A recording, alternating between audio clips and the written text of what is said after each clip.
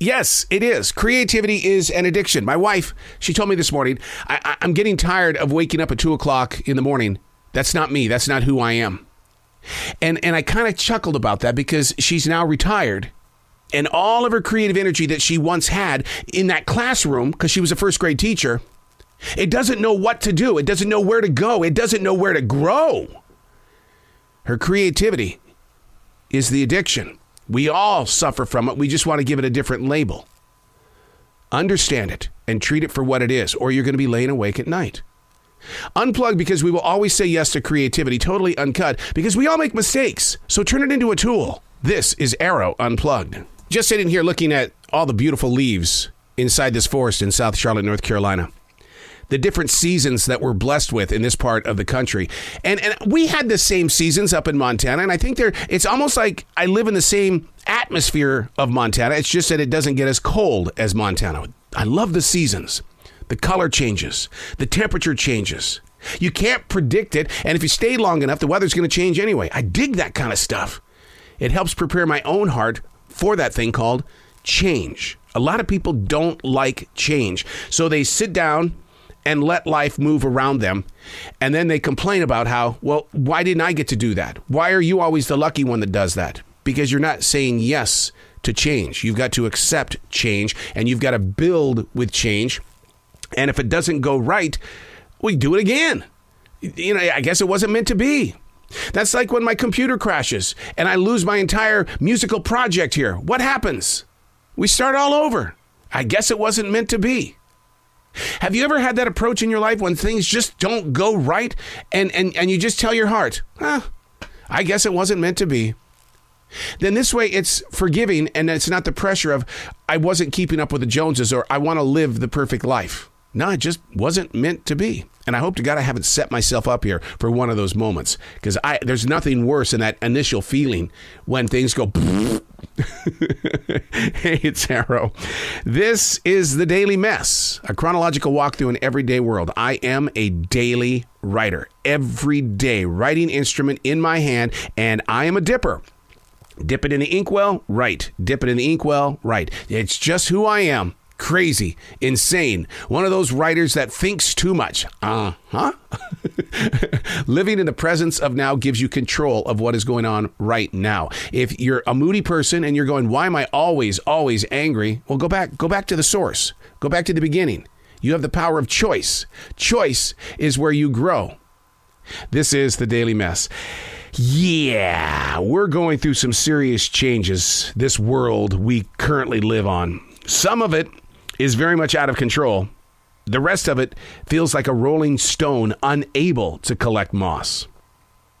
Getting control of our choices is a huge step in the right direction. Putting choice ahead of all things takes down all the other definitions of life. Recently, I posted on Facebook how I don't have a job. I make a choice. Therefore, I own my own decisions. Say that with me. I don't have a job. I make a choice. I own all of my decisions. My wife's most recent retirement led me to sharing with her, you now have the power of choice. In all things that you do, you will be connected to not what other people expect from you, but it's what you expect of yourself. For the past 19 months, this COVID thing has been scaring the bejeebies out of so many people globally.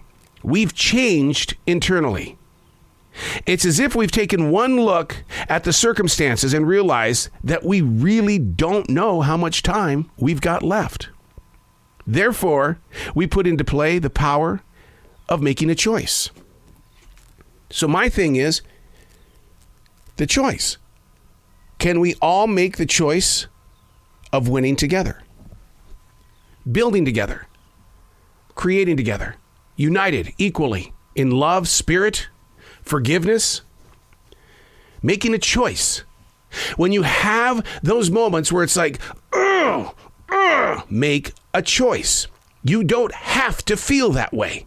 You can change on the spot, but you've got to make the voice. After you've made an ass out of yourself in front of somebody, make the choice of going over there saying, look, I was being a butt. I'm sorry. Compassion. Empathy for those that are around us. Don't think you know the story of the person that's standing there beside you. Let them share the story. In fact, that's my mantra. Share your story or someone will write it for you. If someone's going to write it for you, they're not going to get it right. Share your story or someone will write it for you. The power of choice. It's a difficult life to lead when you have choice as your leader. The reason why is because you're going, I don't know. How many times have you heard that? What do you want for dinner? I don't know. Make a choice. Make a choice. You have the power of all the things.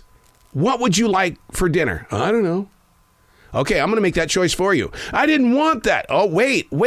You see what I mean? It's the same thing with children. What would you like to do to help make this school year a lot easier? Because I know it's tough for you. Last year it was remote learning and now you've got to be in front of people. What's going on? What is this all about? What can I do to help you have a better season? And this is what I hear. I don't know. No, that's not an answer. You've got the power to make a choice. And in doing so, you're in the moment of now. Be mindful of it. Be grateful for this opportunity because like it says, the one thing that we've learned over the past 19 months is that we don't know how much time we've got left. What is your choice?